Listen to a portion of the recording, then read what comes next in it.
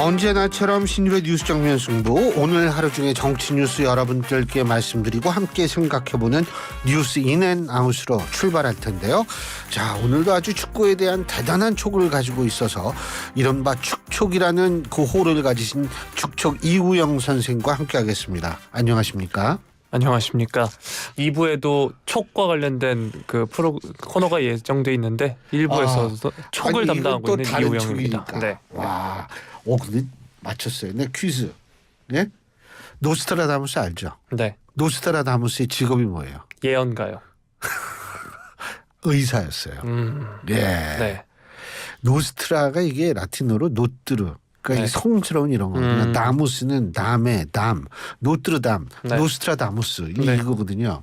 아, 근데 진짜 노스트라다무스도 못지않게 그냥 울고 갈 판이에요. 네. 아유, 좋았어요? 그럼요. 네, 어제 봤어요? 네, 저는 늦게까지 봤습니다. 늦게까지. 네, 승부차기까지 끝까지 승부차기까지. 네. 이야, 근데 이게 실력이 좋은 건지 운이 좋은 건지 제가 좀 헷갈리더라고요. 둘 다라고 말씀을 드리겠습니다. 둘 다. 네. 실력은 뭐가 이렇게 좋았어요? 실력은 뭐 선수들 개개인의 실력이 참 좋았습니다. 네. 그냥 좋은 소리 하는 게 아니라 진짜로. 선수들의 개개인의 실력은 사실 별로 의심할 여지는 없고요. 여기까지 하겠습니다. 네. 그렇군요. 알겠습니다. 근데 뭐 하여간 뭐 언제 곱창 먹고 싶다고요? 네.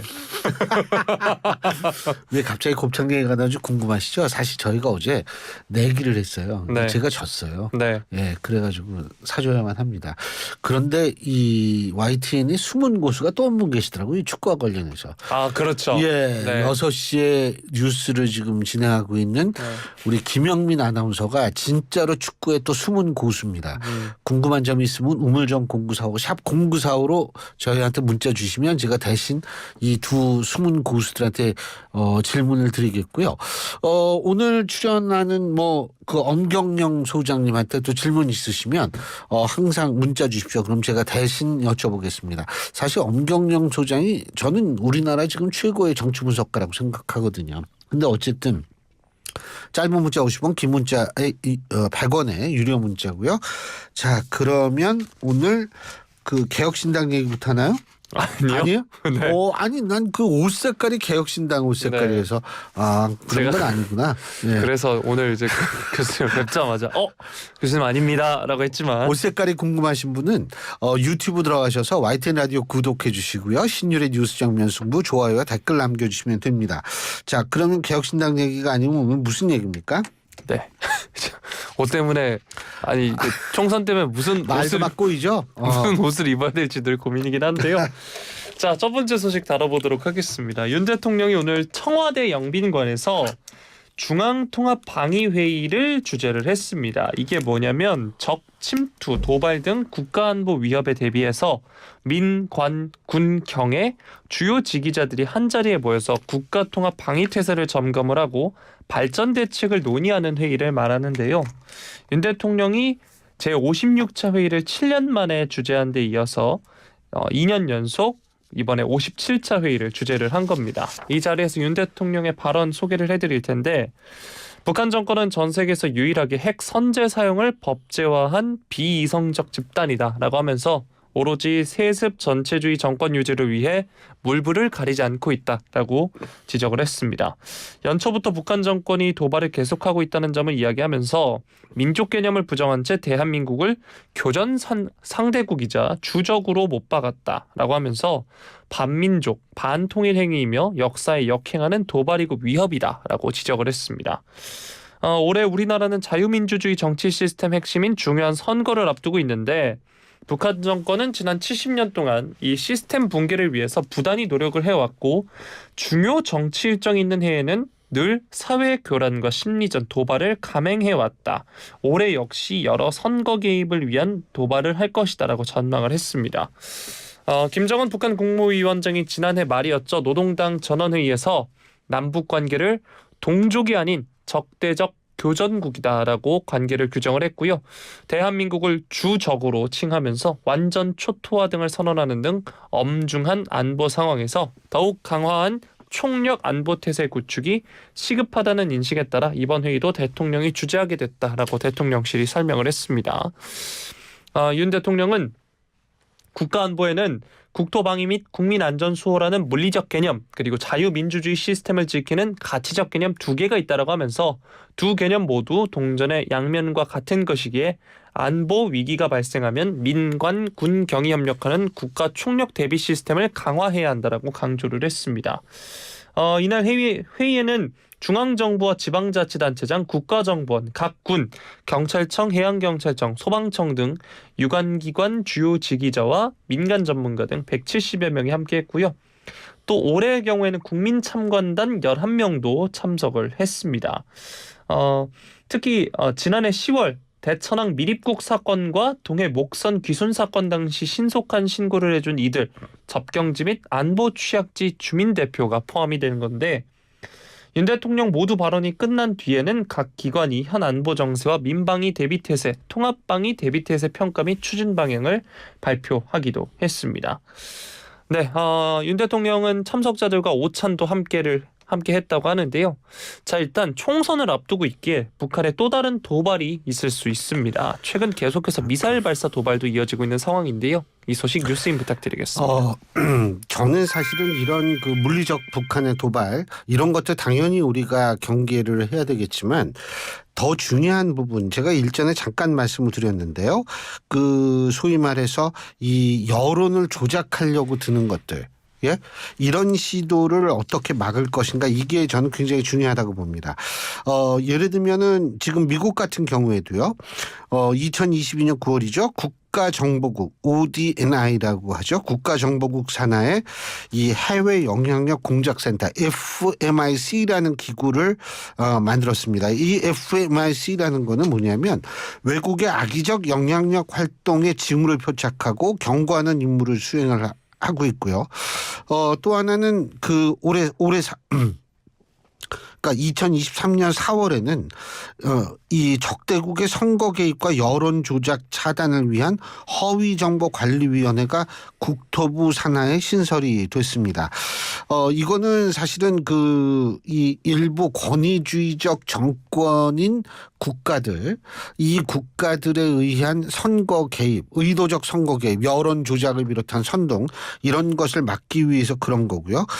사실 유럽도 마찬가지입니다. 스웨덴 같은 경우에 2022년 1월에 법무부 산하의 PDA라는 기구를 출범시켰는데 이 기구 역시 해외 여론으로부터 여론 조작 시도, 다시 말해서 심리전을 효율적으로 방어하는 것을 목적으로 하는 그런 기구고요.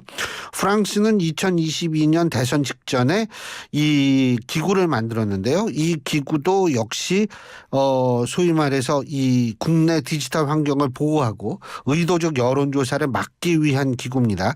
이 조직은 데이터 엔지니어 그리고 디지털 미디어 전문가 그리고 정치학자로 구성이 되어 있는데요. 어쨌든 이들이 합동으로 지금 외국으로부터의 허위 정보 정황 개입 이런 것을 조직적 차원에서 대응을 하고 있고 일본 같은 경우에도 2022년에 발표한 국가안보 전략, 안전보장 전략에 이 허위 이 사실의 확산을 포함한 인지정과 정보 대응 능력을 강화하겠다 이렇게 얘기를 했거든요. 그래서 2023년 4월에 올해군요. 올해 2024년 4월에 내각 관방 산하에 전략적 커뮤니케이션실을 설치할 예정이라고 합니다. 이것도 역시 허위정보관리위원회하고 유사한 역할을 하게 된다는 건데 이러한 외국의 사례를 왜 말씀드리냐 하면 지금 우리나라 같은 경우에도 굉장히 이게 취약해요. 분명히 그리고 외국으로부터 의도적인 선거 개입 여론 이 조작 시도가 분명히 있을 겁니다. 그렇기 때문에 이거를 지금 70일밖에 안 남았기 때문에 뭘 어떻게 할 수는 없겠지만 지금 있는 기구만으로도 이러한 조직적인 여론 조작 시도를 철저하게 대비를 하지 않으면 이게 또 상당히 좀 이 여론이 왜곡될 가능성이 있기 때문에 이게 도발만 중요한 게 아니라 사실 이런 것도 중요하다. 그래서 제가 말씀을 드린 겁니다. 네. 자, 다음 소식 살펴보도록 하겠습니다. 이재명 민주당 대표의 신년 기자회견 소식인데요. 이 기자회견에서 여당과 정부를 향해서 비판을 쏟아냈습니다. 지난 2년간 윤석열 정부 주권자인 국민의 뜻을 무시한 채 정적 죽이기에만 올인했다라고 하면서 이번 총선에서 반드시 승리해 윤석열 정부가 불러온 국정 위기를 극복하겠다라고 말을 했습니다.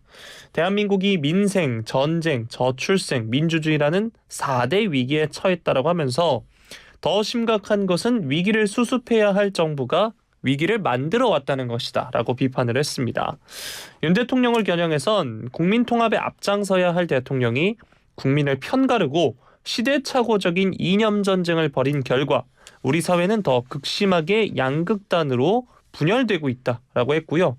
급기야 상상조차 할 수 없었던 정치인 암살 테러가 가장 안전하다는 대한민국에서 벌어졌다라고 지적을 했습니다. 본인에 대한 소위 암살 시도, 정치 테러가 개인에 의해서 벌어진 일이라고 생각하지 않는다라고 이야기를 했고요. 그분이 저하고 무슨 사적 감정이 있다고 백주대낮에 1년 동안 칼을 갈아서 단검을 만든 다음에 연습까지 해가면서 자신의 모든 것을 걸고 정확하게 목을 겨눠서 칼을 찌르겠느냐라고 되물었습니다. 권력을 상대를 죽이는 데 사용하게 되니까 국민들도 그에 맞춰서 좀 더 격렬하게 분열하고 갈등하고 적대하게 되는 것이다라고 지적을 했습니다. 또 한동훈 비대위원장을 향해선 운동권 청산이니 자객공천 이런 얘기들이 있는 것 같은데 지금 가장 먼저 청산해야 할 중요한 과제는 검사 독재라고 꼬집었고요. 당내 공천 잡음에 대해서는 역대 어떤 선거 공천 과정에 비교해 보더라도 오히려 갈등 정도나 균열 정도는 크지 않은 것 같다라고 말을 했습니다. 당내 통합 선대위 요구에 대해선 당연히 선대위는 통합으로 갈 수밖에 없다.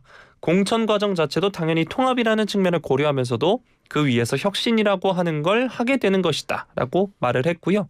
이번 총선 목표는 일당이 되는 것, 최대로 목표치를 올린다면 151석이라고 이야기를 했습니다. 북한에 대해서도 이제 규탄을 했는데 동해로 서해로 연일 무력 도발을 하는 북한을 강력히 규탄한다라고 이야기를 했습니다. 자, 이 대표가 기자회견을 통해서 정부, 여당을 향해 강한 비판을 내놨습니다.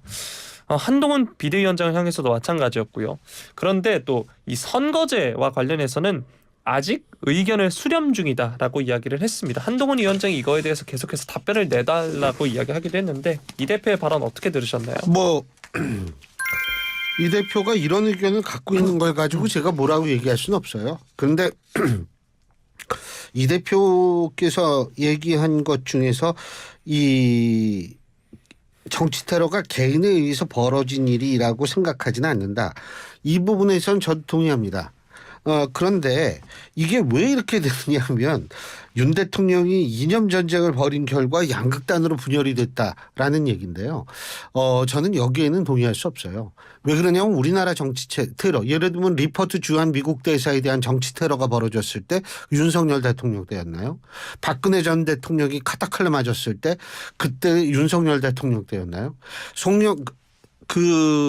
송영길 대표가 이 망치를 맞았을 때 그것도 근데 사실은 같은 진영 사람이 한 거거든요. 예, 그러니까 이런 우리가 테러 이걸 쭉 열거해 봤을 때에는 제가 볼 때 이재명 대표가 어떤 얘기를 하려고 하는지는 알겠는데 저는 동의하기는 좀 어렵습니다. 가장 중요한 것은 만약 이렇게 소위 말해서 정치 테러를 막고 증오의 정치를 끊어내기 위해서는 사실은 이 강성 지지층들 이 강성 지지층들과 어떠한 그 위상을 그러니까 어떠한 관계를 가져야 하는가부터 저는 고민해야 된다고 봅니다. 간단하게 해서 정치 테러의 발생 원인 그것은 양극화라는 건 맞아요. 근데 이념 자꾸 얘기해가지고 양극화된 게 아니고 이 정치의 감성화 때문에 이렇게 된 겁니다. 근데 정치의 감성화가 가장 이게 사실은 이 좀 기승을 부리기 시작한 건 문재인 정권 때거든요. 그렇기 때문에 이 부분에 대해서 민주당이 과연 어떠한 태도를 갖느냐가 저는 중요하다고 봐요. 지금 국민의힘도 사실 강성 지지층하고 어느 정도 이제 거리를 둔 데 성공했거든요. 근데 지금 민주당은 아직도 이것이 당내에서도 문제제기가 되고 있기 때문에 이 부분에 대한 이 부분에 대한 관계 설정을 먼저 고민해야 되는 것 아닌가 이런 생각을 하죠. 그리고 참 이번 주 내로 결론 낸대요. 선거제도는. 근데 제 자신도 사실 여기에 대해서 뭐 크게 이게 어떻게 되지 뭐 이렇게 생각하지 않으니까요. 예. 네. 자, 이번에는 한동훈 비대위원장 이야기 한번 살펴보도록 하겠습니다. 한동훈 비대위원장 최근 86세대 때리기 계속 이어가고 있는데 운동권 출신 86세대 정치인이 지난 수십 년간 대한민국 정치의 주류로 자리 잡으면서 국민과 민생을 도외시하고 나라의 발전을 가로막았다 이렇게 비판을 내놨습니다. 오늘 민주화 운동동지회 바른언론 시민행동 신전대협이 한국프레스센터에서 반칙과 특권의 청산 위한 운동권 정치 세력의 역사적 평가를 주제로 공동 개최하는 토론회에서 보낸 축사를 통해 이렇게 이야기를 한 건데 이 86 운동권 특권 세력 청산은 시대 정신이라면서 말을 한 겁니다. 운동권 카르텔이라는 말이 생겨날 정도로 국회는 물론 정부와 청와대 요직을 장악하면서 권력을 이어왔다. 지난날의 과오를 반성하기는커녕 오는 4월 총선에서도 살아남아서 권력의 향유를 누리고자 혈안이다라고 주장을 했고요. 다만 민주화 운동을 하신 분들의 헌신과 용기에 늘 변함없는 존경의 마음을 갖고 있다라고 하면서 오늘의 위대한 자유민주주의 국가 대한민국을 완성하신 것에 예나 지금이나 깊은 경의를 표한다 이렇게 언급하기도 했습니다. 과거 운동권이었다는 것을 특권처럼 여기면서 정치의 퇴행을 이끌고 있는 세력들이 이제는 국민의 엄중한 심판을 받아야 한다라고 이야기를 했고요. 86 운동권 특권 세력을 대체할 훌륭한 인물들을 내세워 그들이 국민의 봉사자로서 우리 정치 중심에서 책임과 역할을 다하도록 하는데 최선을 다하겠다 강조를 했습니다. 네, 최근 한동훈 위원장이 계속해서 운동권을 향한 비판을 쏟아내고 있습니다. 이에 대해서는 어떻게 보시나요? 2023년 12월 30일 양일간 18세 이상 유권자 1018명을 대상으로 한 여론조사가 있습니다. 이것은 TV조선과 조선일보가 K-스탯 리서치에 의뢰한 전화 면접 여론조사고요. 표본 오차는 95% 신뢰 수준의 플러스 마이너스 3.1%포인트고 자세한 사항은 중앙선거 여론조사 심의위원회 홈페이지를 참조하시면 되는 여론조사를 네. 참 얘기하느라고 지난했어요. 근데 이 여론조사를 보면 사실 이 여론조사에 이 문항이 있거든요. 그 소위 말하는 586 퇴진론에 대해서 어떻게 생각하느냐 이런 부분이 있는데요. 퇴진론에 공감한다는 게 50%가 넘어요. 그리고 사실은 86세대의 가장 맏형이라고 얘기하는 60대 이상이요. 60대 이상의 응답자도 86세대의 퇴진론에 공감하는 비율이 68%, 공감하지 않는다고 응답한 응답자는 30%에 그쳤거든요. 이 얘기는 결국 무슨 얘기냐면 실제적으로 이 한동훈 위원장이 그냥 이 운동권 청산론을 꺼냈다고 보기 힘든 부분이에요. 예, 제가 이게 또 우리 유튜브 보시는 분들은 보이시겠지만 이게 손이 너무 길어가지고요. 예. 근데 이게 한동훈 위원장이 그렇게 꺼낸 이유 중에 하나는 뭐냐면 바로 이런 여론조사, 이런 사회적 분위기 때문에 이제 꺼냈다고 볼 수가 있는데, 제가 지난번에 잠깐 말씀드렸지만 이 2030 세대는 상당히 실용주의적 성향이 강하고 60대 이상도 이 86 세대 정치인들의 퇴진론 이렇게 얘기를 한다면 결국 4050 상대적으로 가장 진보적인 세대거든요. 이 4050 세대를 이 만일 운동권 이 심판론이 먹힌다면 이 포위하는 이런 상황도 벌어질 수 있다. 이런 생각이 들고요. 그런 차원에서 이 운동권에 대한 비판 선거 전략일 수도 있겠지만 여론을 만들려고 하는 것이 아니라 그런 여론을 쫓아간다라는 의미에서 눈여겨볼 필요가 있다라고 생각합니다. 예. 네. 자, 다음 소식 살펴보도록 하겠습니다. 자, 더불어민주당 홍익표 원내대표 오늘 윤석열 대통령이 어제 제2요구권을 행사한 이태원 참사 특별법과 관련해서 이야기를 했는데요. 재의결하더라도 부결될 가능성이 매우 크다면서 22대 국회에서 다시 추진할 생각이다라고 말을 했습니다. 오늘 MBC 라디오의 인터뷰에서 이렇게 말을 한 건데 특별법 재의결 시점을 묻는 말에 대해선 아직 확정된 건 없지만 2월 국회 내에 처리하는 것이 어떨지 고민하고 있다라고 말을 했습니다. 또 앞서서 윤 대통령이 거부권을 행사한 쌍특검 법안을 특별법과 함께 재의결할 계획이냐는 질문에 대해선 하게 되면 같이 해야 하지 않을까 한다라고 하면서 여러 가능성을 두고 당내 협의를 거치겠다라고 답을 했습니다. 여당과의 특별법 재협상 여부에 대해서는 물론 재협상은 해보겠지만 여당이 기존의 입장에서 변화가 없다면 실질적 진전이 있기는 어려울 것이라고 본다라고 말을 했고요. 50인 미만 사업장 중대재해처벌법 유예기간을 2년에서 1년 등으로 단축한 개정안을 2월 1일 본회의에서 처리하자는 여당 제안에 대해선 유예기간을 고무줄처럼 늘리고 줄이는 걸 자체가 원칙이 없는 것이다 라고 하면서 받아들일 수 없다라고 말을 했습니다. 또 이현주 전 의원의 복당 논란에 대해서도 답을 했는데요. 약간의 오해가 있다라고 하면서 이재명 대표는 지인을 통해 대표가 전화해주면 아마 복당할 것 같다는 얘기를 듣고 전화한 것이라고 하면서 선후 관계가 바뀐 것이라고 설명을 했고요.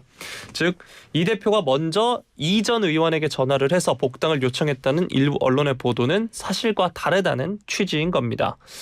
또 홍 원내대표도 이 선거제 개편 논의에 대해서 답을 했는데 가급적 1인 시일 내에 결정할 생각이다라고 했고 당의 입장 이번 주 안에 정리될 것으로 보인다라고 대답을 했습니다. 자, 민주당에서 선거제에 대해서 여전히 고민을 하고 있는 모양새인 것처럼 보이긴 하는데 이 소식 뉴스인 부탁드리겠습니다. 아까 그 이재명 대표의 기자회견에서 151석이라는 과반을 넘기겠다는 얘기인데 그 얘기는 사실은 뭐냐면 병립형으로 가겠다는 소리로 전 들렸거든요. 민주당 단독으로 제1당이 아니라 과반을 넘기겠다라고 얘기를 하는 것 자체는 이게 연동형으로 가가지고는 그런 얘기가 쉽게 안 나오거든요. 그렇기 때문에 그거는 병립형으로 간다라는 그런 인상을 줄 수밖에 없는 얘기고 그리고 실제적으로 뭐 정성호 의원도 그 빨리 뭐 이 야단 맞을 건 야단 맞아야 되고 뭐 이런 식으로 SBS 유튜브에서 말한 것으로 보도가 되고 있거든요. 그럼 야단은 왜 맞지? 왜 그러냐면 그 이재명 대표가 대선 공약으로 이 연동형을 얘기를 했는데 약속을 못 지키게 됐으니까 야단 맞는다는 식으로 해석이 될 수 있는 부분이거든요. 그래서 제가 볼 때는 금주 내로 뭐 이게 어느 정도 이 윤곽이 드러나지 않을까 이런 생각을 하게 됩니다. 그리고 사실 22대 국회에서 뭔가 처리를 하려고 한다라는 사실 자체 제가 볼 때 뭐 그거는 그럴 수 있지만 제가 볼 때는 그러니까 이러한 22대 국회에서 이러한 것들을 처리할 거니까 우리한테 표를 주십시오라는 또 다른 의미라고 저는 보이거든요. 뭐 그렇다고 생각을 합니다. 예, 여기까지 하죠. 네. 수고하셨습니다. 고맙습니다. 고맙습니다. 예, 지금까지 이우영 아나운서와 함께했습니다.